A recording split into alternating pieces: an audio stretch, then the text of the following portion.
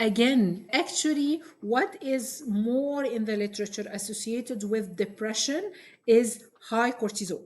So Cushing's, Cushing's, yeah. So, however, again, I would say if it is depression alone, going back to adrenal insufficiency here, if it is depression alone and the blood pressure, blood sugar, weight, everything is not talking of symptoms suggestive of adrenal insufficiency, then I don't think depression alone would be an adrenal insufficiency symptom that I'm aware of. Possibly that there are studies that talked about that, but I am not aware of. However, what we commonly see is the opposite. Someone who has depression and they have had depression, metabolic syndrome, high blood pressure and high blood sugar and all of this, and this is very common to see in the world of Cushing's. I Okay. would say in adrenal insufficiency, they don't feel depressed as much as they feel exhausted, tired, and their body tells it even in the blood pressure and the blood sugar. So everything is low, memory, fogginess, everything is low.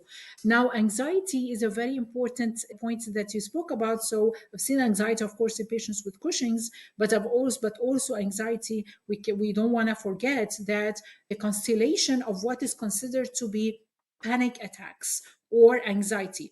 A very important differential in it, which is rare, but if you discover it, it's life saving, are adrenal tumors that produce adrenaline. So basically, what we call it pheochromocytoma, and there's also outside the adrenal, which would be paraganglioma.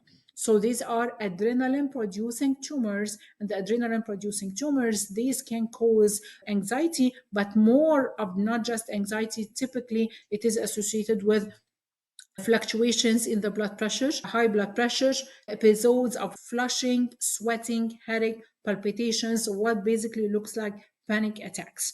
And I think if someone is having those persistently and they are not evaluated for, like basically there is no obvious trigger, then I would look for the adrenal gland and they're gonna need to have their adrenal gland hormones checked. Okay, and we're going to discuss Cushing syndrome, hopefully pheochromocytoma if you have time, in the next session, how your uncontrolled